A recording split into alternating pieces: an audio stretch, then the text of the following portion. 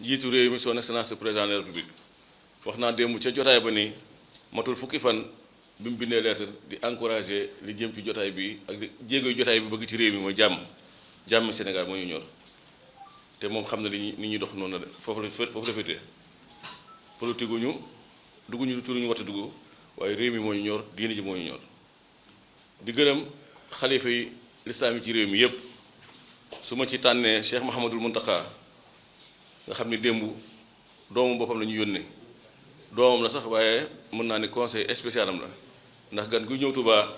di ganub lislaam wala nga jóge ci ambassade wala ci ONG wala nga jóge à l'étranger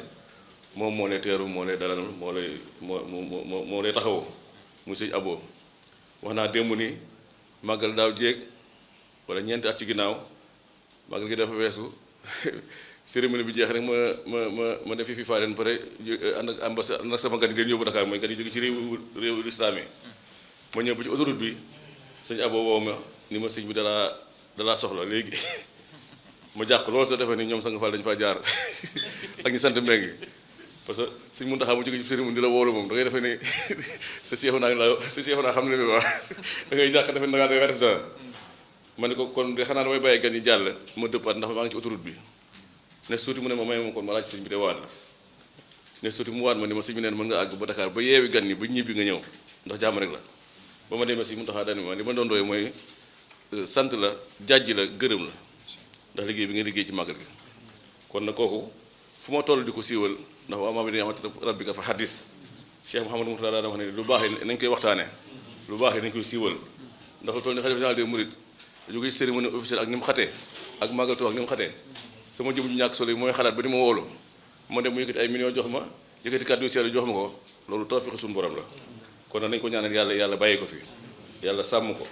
wax naa démb ni symbole la ci umma bi mais symbole la ci xam-xam waaye symbole la ci jàmmi Sénégal xam ne université bi mu def ci 37 milliards ba pare tàmbalee université bu daaree alxuraan ci biir université bi moo ko njëkk def ci àdduna bi université bu am daara moom Touba la tàmbalee musa am ci àdduna bi ndax université bi ñaan ba nga fay dugg da ngay am bëgg waaye def université ba pare ba xam ni Touba dëkkub lislaam la dëkku alxuraan la dëkkub leer la mu ne kon nañ def base bi muy alxuraan jël lu man junni xale yor seen lekk yor seen naan yor seen yére ñu leen di jàng alxuraan loolu lu am solo la yàlla na ko yàlla sàmm te bàyyi ko suñu kanam maa ngi gërëm délégation mag bi nga xam ne ñoo fi teewal sama xarit alaaji Serigne Mbuub ñëpp xam nañ ni ma demee moom sama xarit la sama collaborateur la sama nit la te aussi jàmbaar la wax naa ko démb ni ko da ngaa yéex a def candidature ndax yow candidat nga bu yàgg avant ñu def ay candidat ndax am na candidat yoo xam ne moom ñoom Aliou Ndiaye ay candidat à la candidature dong lañu mais candidat boo xam ne ba nga liggéey sa réew léegi mën na ñaar fukki at ak juróom yaa ngi ci daara yi yaa ngi ci social yaa ngi ci penc yi yaa ngi jël chaque année lu mat 60 millions di ko joxe asakati mosoo ko gën sa gémmiñ Magal Touba ñetti këri Serigne Touba yépp fi gan yi ne man mii at mu jot mën lay jox ay camion boisson camion ndox danaa moo xam ne sëñ Bass bëgg ci ñetti kër yi ci boisson ak ndox mu joxe ko fa te mosuma dégg mu wax ci làmmiñam noonu la koy defee ci daaray kokki duñu yolwaan duñu génn ci biti sëñ Mouhamed Lo Muxtaar mu nii waaye yaakaar naa seen ndékki chaque année wala chaque jour ay at ak nii moo ko gàddu ni xale yi seen ndékki maa koy def ak yeneen ak yeneen yu mu fay def di ko def ci réew mi yëpp wax naa démb jotaay ma ni fii ci Thiès du toog ñaari weer wala ñett Oustaz Sang Fall mi xam na dara te yónnee fi tonn ceeb yu bëri ni ma joxal ma ko daaree alxuraan te du xam sa sëriñ daara yi danaa ma ne joxal ma ko daaree alxuraan yi te bëgg ko filmé ma ne ko nag du ma ko filmé ndax lu baax des koy wane kon sëñ Moustapha nag ma nuyu alaaji Sëriñ lu bëree bëri defal naa ko diplôme boo xam ne bala nga fay jóge dañ la ko jox nga joxal ñu ko ndax jéego yi muy dox ci kër diine yi jéego yi muy dox ci tànku Sénégal ak li mu yéene Sénégal ci yiw yal na ko yàlla dimbali ba mu jot ci incha allah di nuyu délégation Hizbut Tarqiyyah bi fi teewoon démb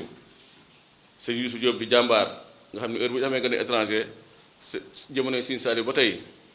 gën a étranger gu ñëw su fekkee doon naa ci dara man su ma sëñ bi laajee dem naa ko ni ñuy yóbbu Hizbut Tarqiyyah ndax duñu fa am lu ñu naqari ñuy jàmbaar lool am taxawaay boo fa yóbbu chinois du mer boo fa yóbbu égyptien du mer boo fa yóbbu ab libyen du mer ndax kenn ku ñëw ku ne nañ xool xeeti xéwal yi gën a jege sa aada ñu defal la ko ci anam gu xarañ gu set gu sell sa ñu dem yónnee na fi télévision Al Mouridiyyah yónnee fi délégation waaye yónnee fi sax contribution bu am solo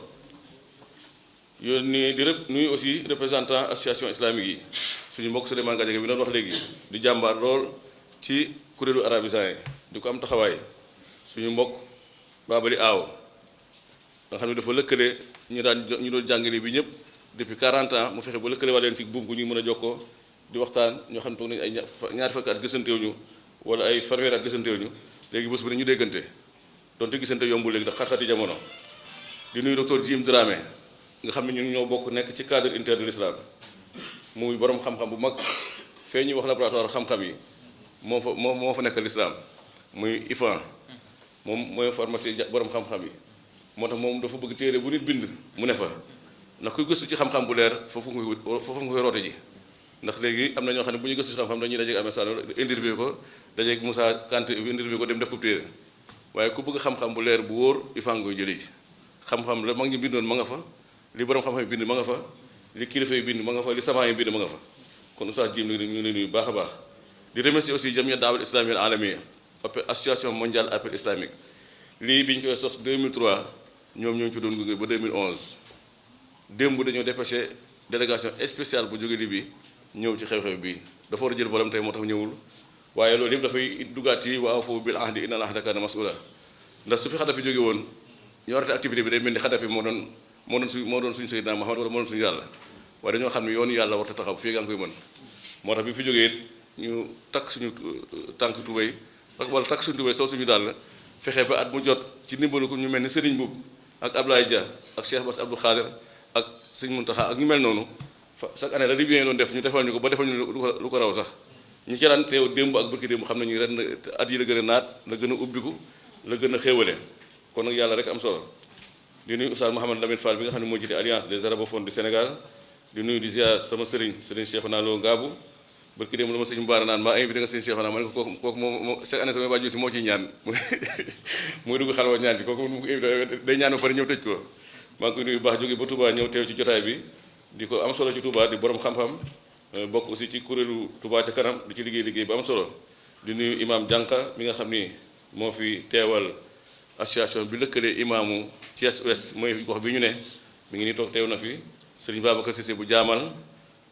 di kilifa dina ci jaamal waaye bokk ci association bi wax association islamique pour le soufisme moom it teew na fi Oustaz Omar Seck bi fi teew léegi wax kàddu yu am solo yi ñëw fi ci turu fédération des daara association coranique du Sénégal di gërëm famille ci sëñ Saliou Touré ñëw nañu fi démb sëñ Abdou Salam Diop waaw tuddoon naa ko léegi di beral nuyoo nag Cheikh docteur Mouhamed Mokhtar Lo nga xam ne mën naa ne comité scientifique bi daanaka moo ko jiite ndax at mu jot su ma defee samay consultation lépp dama koy tënk jox ko moo mooy defal xam nga nu ngi tudd sax yéen PDR loxo ma waaw TDR waaw moom mooy defal TDR yi moom mooy indil xalaat yi te mu ci gis mu xaw a ñàkk méngoog li ñu bëgg a wax sax mu jubbanti ko ni ma yaakaar naa ni mu gën man ko noonu gën muy nit ku baax nag di ku ñàkk jot lool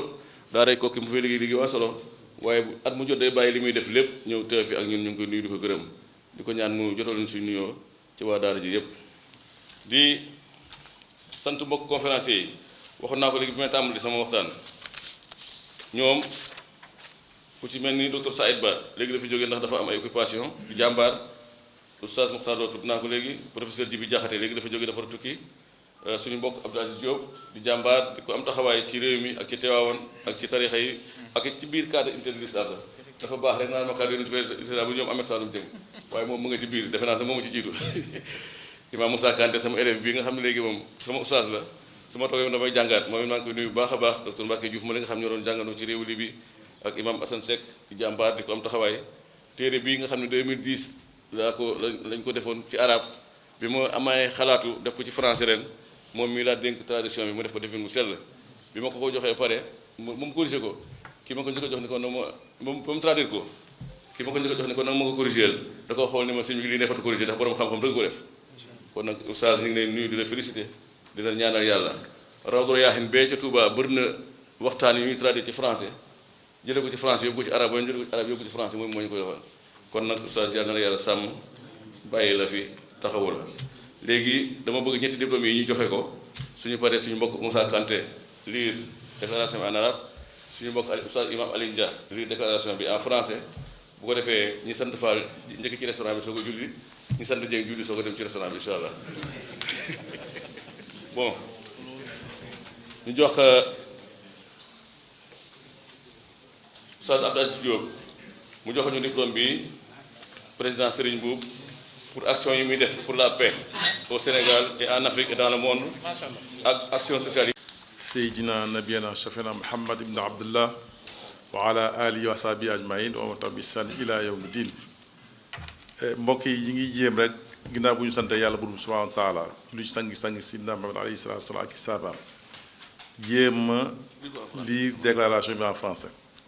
Forum islamique pour la paix, 11 et 12 novembre 2023, à la résidence Lat Dior de Thiès, organisée par l'Union de la jeunesse musulmane sénégalaise. Déclaration finale.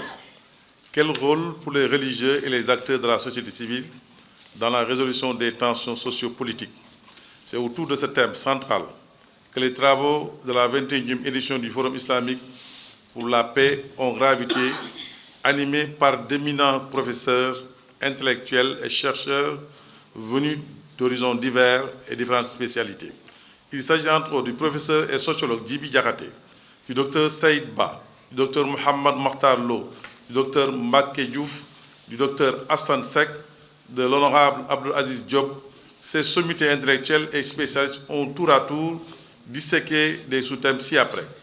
Paix et stabilité, facteurs de paix et d'émergence. Rôle des organisations de la société civile dans la prévention des conflits sociaux au Sénégal.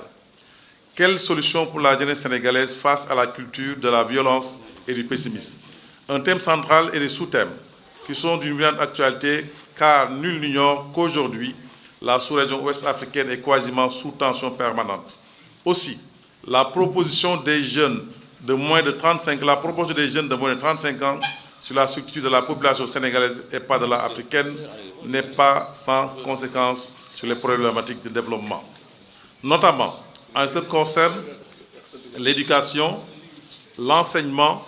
la formation, l'emploi et l'employabilité des jeunes, leur insertion dans le tissu socio-professionnel et économique, l'immigration clandestine des jeunes qui concernent l'éducation et l'enseignement. Toutes ces questions méritent de la part de tous, autorités comme administrés, des réflexions et des actions à la fois hardies, constantes et appropriées. Certes, l'État, le gouvernement, les pouvoirs publics ont consenti beaucoup d'efforts et de réalisations dans ce sens. Mais le chantier est vaste et énorme.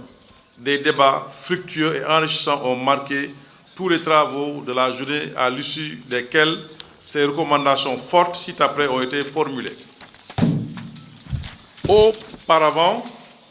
lors de la cérémonie d'ouverture, Serigne Souhaïbou Mbacké, fils du khalife général des Mourides, Serigne Moutalla Mbacké, a transmis le message du khalife général. Message de paix, de fraternité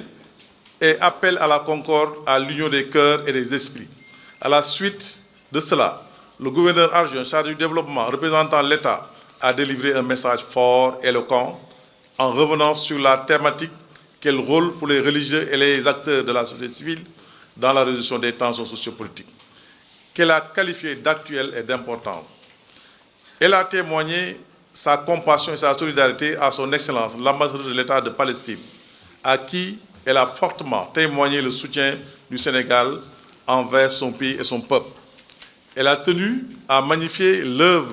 et l'engagement du coordonnateur Cheikh Mohamed Ahmed Saloum Dieng Nasruddin, dont l'abnégation et le dévouement au service de la paix, du développement et du raffermissement les liens entre les familles religieuses du pays, et aussi les différents acteurs du pays, acteurs politiques, acteurs de la société civile. Son Excellence, l'ambassadeur de l'État de Palestine, a fait part de la situation catastrophique que vit présentement son pays et son peuple. Une violence meurtrière, une barbarie féroce et atroce, des morts par centaines, des blessés graves et sans soin des femmes, des enfants bloqués, bombardés, étouffés. Bref, une situation horrible, insoutenable, une barbarie indescriptible, un tableau sombre, apocalyptique qui a fait verser de chaudes larmes. Parmi les assistances, dont le coordinateur du forum lui-même, Cheikh Ahmed Saloum Dieng Nasruddin. Le coordinateur de ce forum qui a vivement remercié tous ceux et celles qui ont participé à la réussite de cette organisation, de cette 21e forum. Les recommandations. 1. Le Forum islamique pour la paix et l'Union de la jeunesse musulmane sénégalaise exhortent les familles religieuses, les leaders religieux et coutumiers, les responsables d'associations religieuses à davantage insérer dans leur discours et messages ce qu'ils appellent un appel à la non-violence, à la paix, à la retenue pour le Sénégal, mais aussi pour rester un modèle phare en matière de stabilité, de paix sociale et de concorde nationale. Le Forum islamique pour la paix demande aux acteurs politiques, aux acteurs de la société civile, aux leaders d'opinion de ne ménager aucun effort pour la consolidation de la paix sociale, d'éviter tout acte, parole, attitude ou comportement qui pourrait générer de la violence ou compromettre la stabilité du pays. 3. Face à la vague déferlante de la migration clandestine, avec des dizaines, voire centaines de jeunes qui meurent en mer, noyés et perdus dans les océans, le Forum islamique pour la paix se dit conscient des difficultés que vivent les jeunes, la peur de l'avenir qui les hante. Toutefois, ils exhortent la jeunesse à faire preuve de plus de patience, de persévérance et d'explorer toutes les possibilités de réussite dans leur pays. Et surtout, d'éviter de penser que l'immigration égale forcément réussite sociale. 4. Le Forum invite l'État et les pouvoirs publics à se pencher davantage sur la jeunesse. Cette catégorie vulnérable qui représente 70% de la population et qui parfois ressent des angoisses pour son avenir et même son présent dans un monde difficile, un monde en crise. 5. Le Forum islamique pour la paix manifeste et témoigne sa solidarité agissante envers le peuple libyen, frère, suite aux intempéries, inondations meurtrières qui ont fait beaucoup de victimes humaines et de dégâts matériels et en infrastructure. Le Forum islamique pour la paix souhaite un prompt rétablissement aux nombreux blessés et prie Allah subhanahu wa ta'ala d'accorder le paradis, Firdaus, éternel à tous ceux qui ont perdu la vie au cours de ces inondations. 6. Le Forum islamique exprime sa solidarité et sa compassion au peuple frère du Maroc suite au tremblement de terre qui a secoué ce pays frère ami. Le Forum présente ses condoléances aux familles des victimes et prie Allah subhanahu wa ta'ala d'accorder son pardon et son paradis aux victimes décédées lors de ces violents tremblements de terre. 7. Le Forum renouvelle son soutien au peuple palestinien et condamne fermement les actes de violence et de barbarie qui s'abattent sur des enfants innocents, des femmes et des populations civiles. Le Forum remercie le président Macky Sall pour son soutien constant pour la journée annuelle du Forum fait à Thiès le 12 novembre 2003, le Forum.